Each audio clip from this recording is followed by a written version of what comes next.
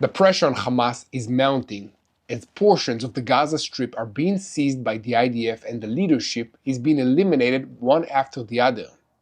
Since the end of the ceasefire, all we've been hearing about are diplomatic developments, but I want to take our boots underground into the Gaza Strip itself, where the IDF continues to apply military pressure on the terrorist organization Hamas in order to push it to surrender and disarm. The good news is that the IDF's activities in the last 2 weeks in the Gaza Strip caught Hamas by surprise, and the number of hostages they are willing to release has increased. However, the basic assumption in the IDF is that the war cannot end with Hamas still standing. Therefore, the IDF is focused on eliminating senior figures and infrastructure and continues to strike hard during the operation, might and sword. The spokesperson's office for the IDF and the Shin Bet have shared some details about events so far in the operation, including the following: 11 senior central leaders and hundreds of rank-and-file terrorists have been eliminated amidst roughly 1,200 airstrikes and ground maneuvers by 3 divisions maneuvering inside the Gaza Strip. As of today, 30% of the Gaza Strip is an operational security zone. And since the beginning of the operation, approximately 250,000 civilians have been evacuated from combat zones, and it's possible that returning some of them to destroyed homes has changed Hamas's approach. Moreover, the IDF emphasizes readiness has not diminished, and the percentage of reservists responding to the call-ups have been very, very high. This means that ordinary civilians that are called to fight in the IDF have been responding and coming wearing boots and fighting to defend the country of Israel. So guys, we have a lot to talk about today, so let's dive into the details.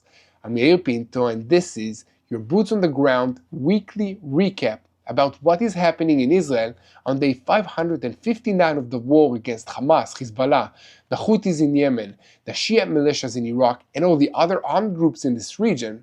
All of them are acting under the orders of the Islamic Revolutionary Guards Corps in Iran, which is the head of the axis of evil in this region. And before we unpack what's going on in the Gaza Strip, I want to invite you to click that subscribe button. Yes, click that button and stay tuned to the truth. And I want to thank all of you for all the support that you've shown to TBN Israel and to this country, the country of Israel. We are grateful for any financial support. So by clicking the donate button on YouTube or by visiting our website tbnisrael.com/give, you help us create more videos like this one and help us share the truth about what's happening in Israel. So every donation helps us reach more people and create more content. So we really appreciate the support, guys. And speaking of the truth, I'm here to give you an update of what's happening in the Gaza Strip and all the other fronts where Israel is fighting for our life and the life of the entire free world. So on the 18th of March 2025, Operation Magen Oz Vecherev, Might and Sword began, during which senior officials and mid-level commanders of the Hamas terrorist organization were targeted. The operation was based on intelligence gathering and in-depth research in close cooperation between the Intelligence Directorate and the Shin Bet. At this stage, the IDF and the Shin Bet assess with high probability, based on the information in their possession, that 8 senior officials in Hamas were eliminated in the opening strike of this operation. In addition, several mid-level terrorists in various units were eliminated, including the General Security Apparatus, the Internal Security Apparatus, and units that operated and supported the production and the build-up of Hamas and the Palestinian Islamic Jihad terrorist organizations. It's important to remember that since the start of the war, the defense establishment has worked to eliminate Hamas senior officials inside and outside the Gaza Strip, and 11 senior officials have been eliminated in this latest push. The policy of eliminating Hamas's senior leadership damages the organization's governmental conduct and the coordination between its political and military wings. These actions have also significantly advanced the dismantling of Hamas's governmental and military capabilities. As an example of this, Rafah is empty of residents amidst the encirclement in the southern Gaza Strip of the IDF of that city. The military pressure on Hamas in the north also continues, with the major challenge being the safeguarding of the 59 hostages who remain in captivity. Although I must remind you with, a very sad news that at least 25 of those hostages are known to have died in captivity, and we continue to pray every morning for the well-being of the other living hostages. So the IDF emphasizes that the element of surprise and the intensity of the fighting keeps catching Hamas off guard, and they have suffered many losses. But we're not just doing this to inflict losses on Hamas. The goal here is to increase the military pressure and halt the flow of supplies entering the Gaza Strip in the hopes that it will pressure Hamas into agreeing to a deal that will see the last of the hostages released back to Israel.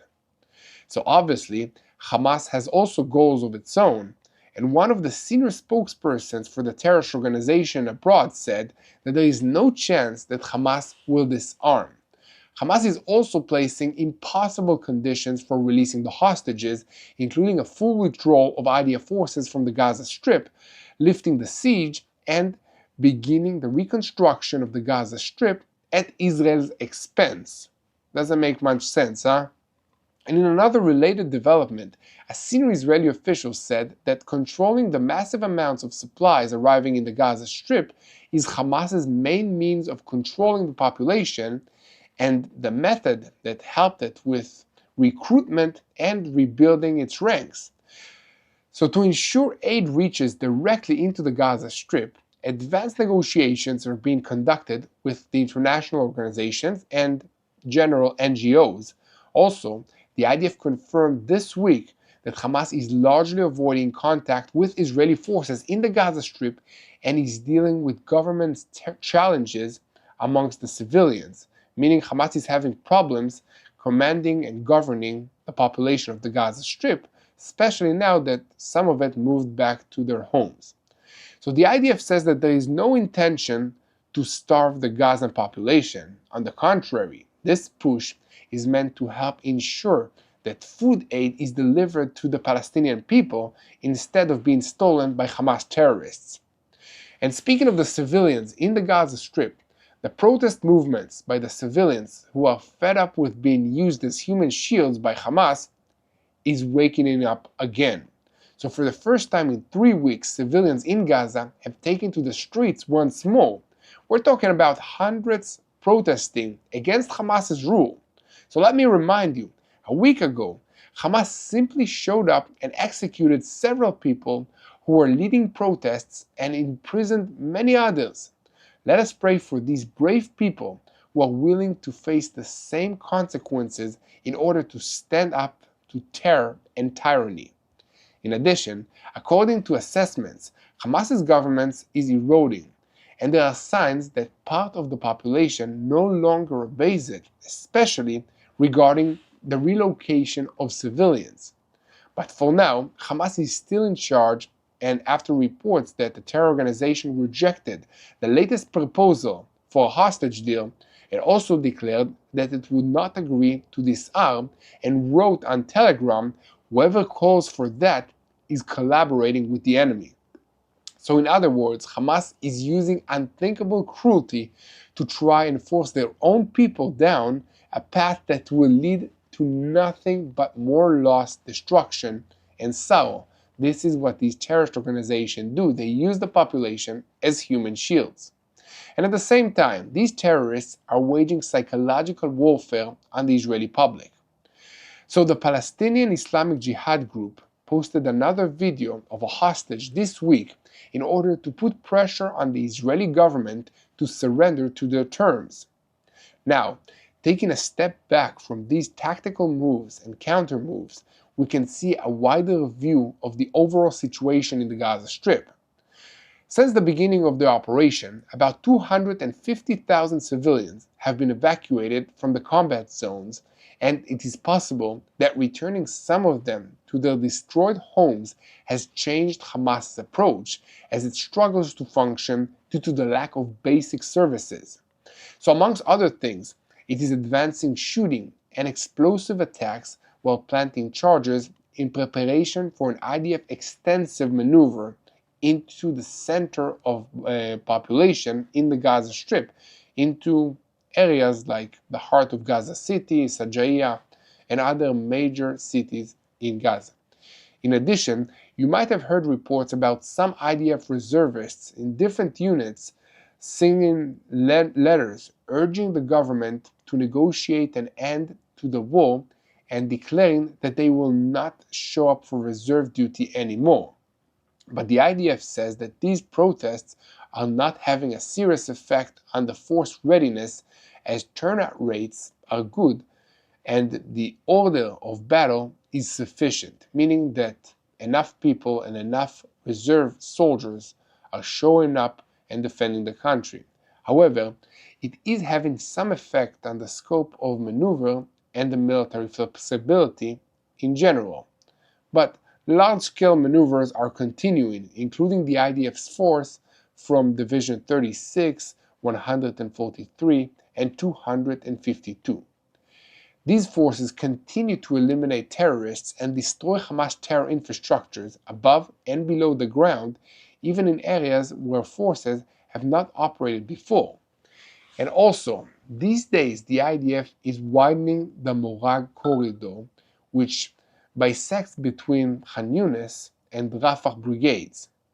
Within the operation, the IDF has completed operational control over several key areas and routes throughout the Gaza Strip, and about 30% of the Gaza Strip serves as an operational security zone, basically a buffer zone between the terrorists and the civilians of Israel.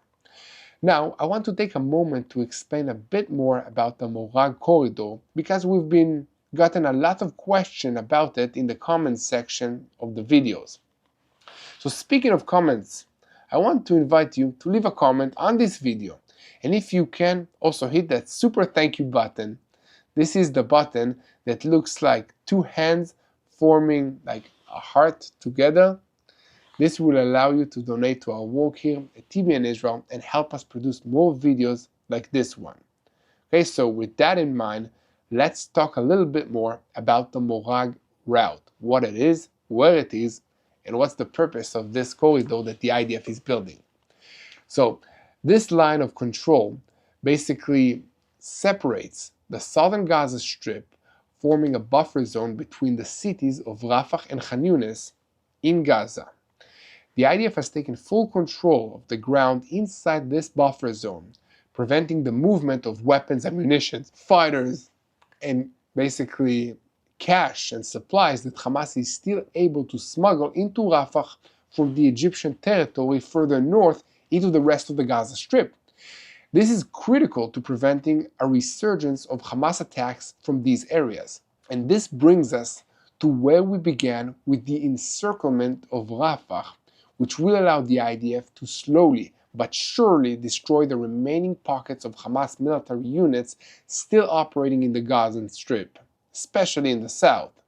And during the week and a half in which the IDF forces maneuvered in that area, dozens of terrorists were eliminated while underground routes and Hamas terror infrastructures were destroyed. So the IDF spokesperson announced that the IDF will continue to consolidate control of the central route and carry out activities to thwart terrorists and terror infrastructure in that area. As part of the Gaza Division Forces activities in Tel Sultan in Rafah, the IDF and the Shin Bet in recent days struck down Ahmed Iyad Muhammad Farah, the sniper commander of Hamas's Tel Sultan battalion. This evil man was responsible for advancing and carrying out sniper patterns against the IDF forces and other terror plots against the State of Israel. But he won't be doing that anymore because he was taken out. So now, I have a brief comment of my own to make on all of this. The military pressure on Hamas is supposed to work to bring them to serious negotiations for the return of our hostages and an end to the fighting, but you can't expect it to happen overnight. 1 month into the current campaign, we shouldn't expect an immediate breakthrough, and at least another few months might be required to achieve this necessary goal. What most affects the pressure on Hamas and on the Gaza population is their knowledge that the territory taken from them will not be returned. The renewal of fighting and the tightening of the economic siege on the Gaza Strip have indeed increased the pressure on Hamas and can also be learned from the publication of hostage videos, but so far it has not been sufficient to force them to accept the Israeli position.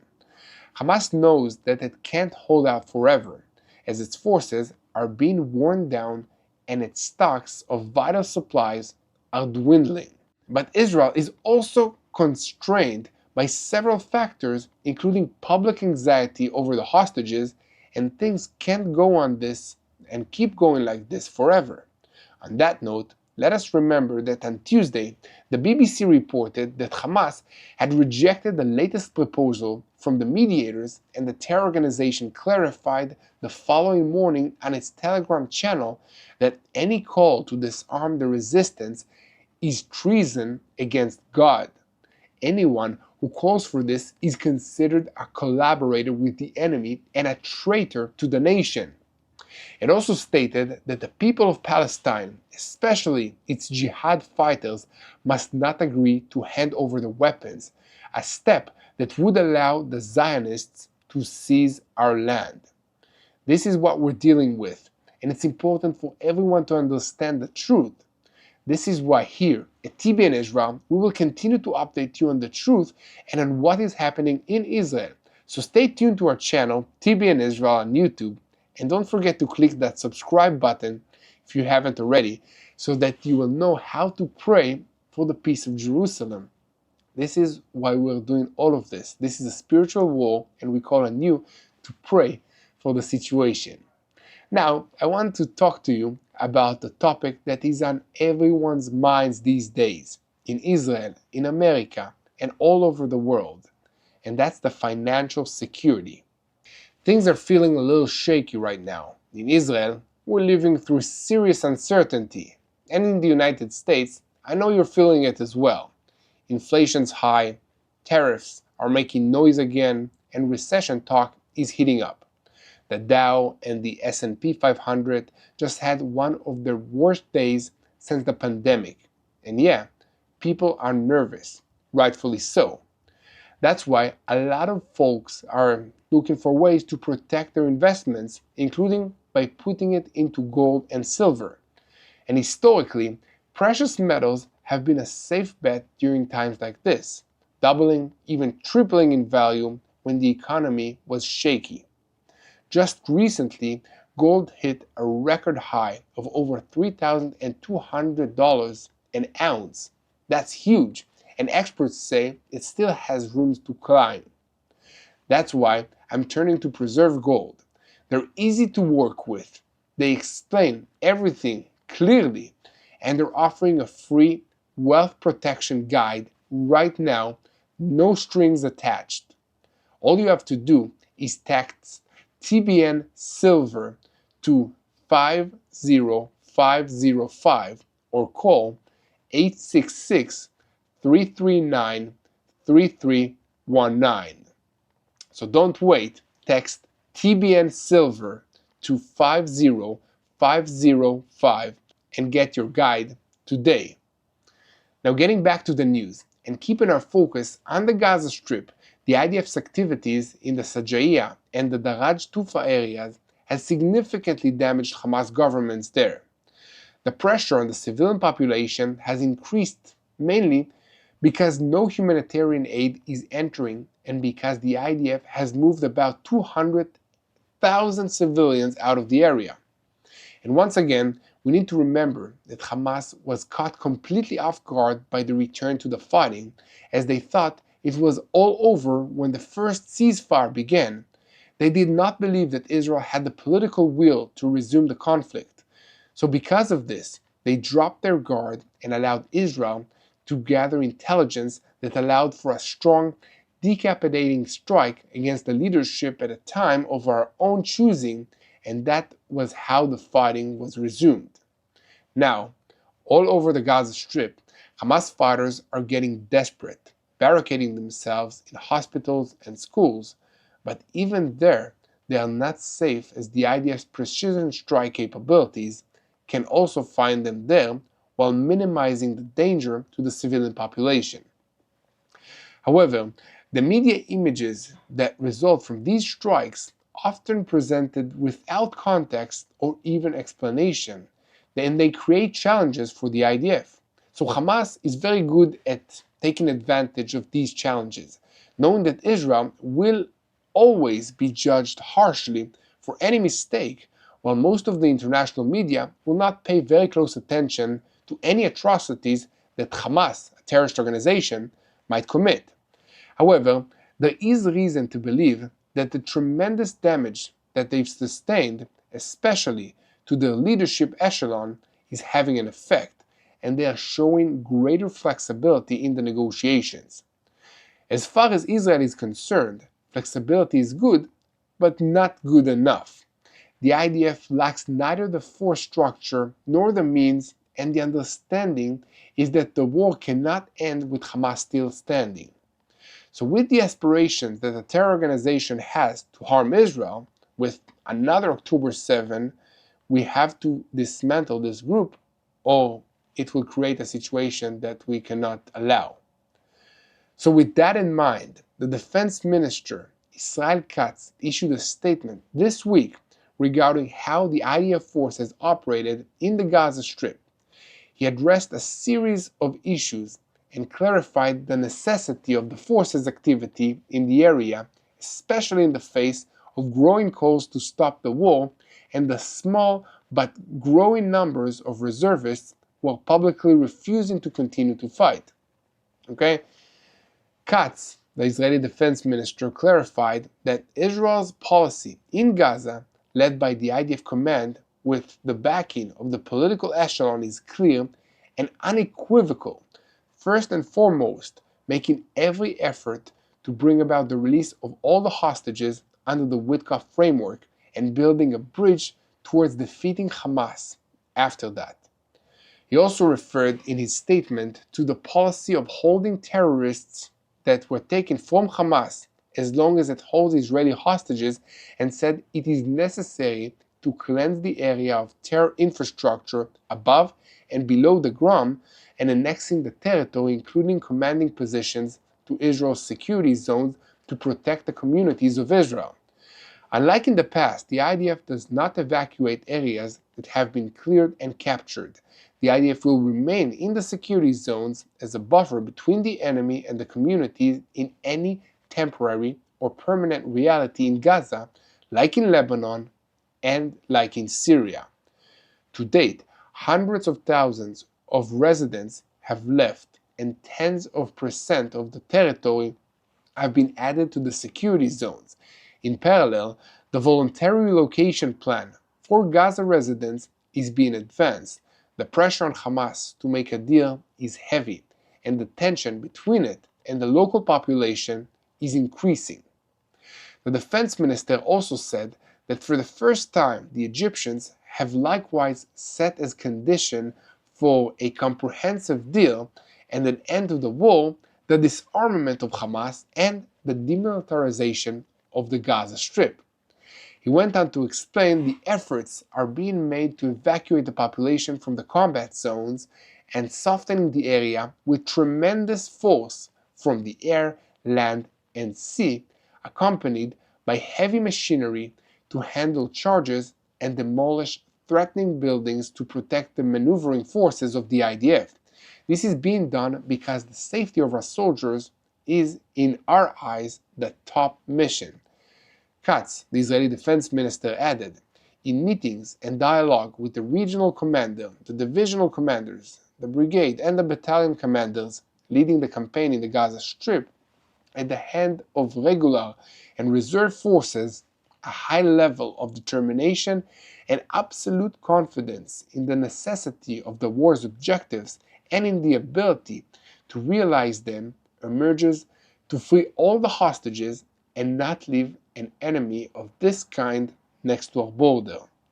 If Hamas persists in its refusal to surrender and disarm, the operation will expand and will move to the next stages. The IDF is strong and is determined. This is according to the Israeli Defense Minister. So here at TBN Israel, we will continue to bring you regular updates on all these issues, and we ask you to help us by sharing our videos on YouTube, following us on social media, and of course, by subscribing to this channel if you haven't already. It really helps us to reach more people with the truth of what's happening in Israel. And now we conclude our report by looking at a disgusting propaganda video which was posted on Wednesday by the Palestinian Islamic Jihad organization that is also operating in the Gaza Strip, showing the hostage Rom Breslavsky, who was abducted from the Nova Music Festival on October 7th of 2023, where he was working as a security guard and saved dozens of people. Rom is held captive by Hamas and appears in the video in a blurred manner. The family of Rom asked that the video will not be broadcasted on media channels, so we obviously will not broadcast it. But I want to tell you a little bit about Rom. So he is a resident of Jerusalem and was 21 years of age when he was abducted. His mother, Tammy, told the Ynet news portal, it's a news agency in Israel, in anguished cries after a segment of the video was published, that she was very angry with the government for failing to reach out to her and the other hostages' families. She also said that it is shocking that I have to see this on Telegram like everyone else. It is important to mention that the Hostage Families Forum and other agencies have declared that the publication of any videos or other media showing the hostages must first be approved by the families of the hostages themselves. But sometimes mistakes are made, and in this case, it caused severe pain to the family of Rom Breslavsky. So let us hope that this is the last time something like this happens.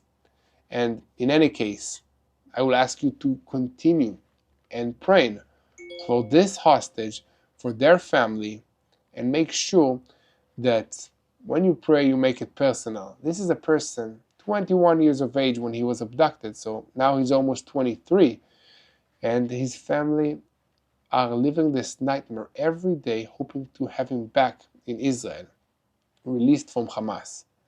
This is something very personal for them and for the entire nation of Israel, because Israel is very, very small. So every hostage has a connection to someone in the country. If it's not like a direct connection, it's through a friend, through a family member. So I believe that prayers work. Personally, I really believe that praying has an effect, not only spiritually, but practically. And I believe that our God performs miracles. So let's pray that God will perform a miracle and bring Rom home and the other hostages that are still held by Hamas. He can do it. And I believe that God will protect our soldiers, our nation, as He did for thousands of years. Let's pray for wisdom to our leaders, to your leaders, to all the countries in this region. Let's pray for God to actually change the hearts of our enemies, the Houthis, the Hamas terrorists, the Hezbollah terrorist organization. Let's pray that God will change their heart and that they will start loving the state of Israel and the people of Israel and loving God, because that will make all of this conflict go away. So guys, thank you for standing with Israel. Thank you for watching this show. Thank you for liking, sharing, subscribing, and helping us reach more people with the truth. The most important thing I want to thank you for is for praying for the peace of Jerusalem. So have a great evening, morning, wherever you're watching this around the world.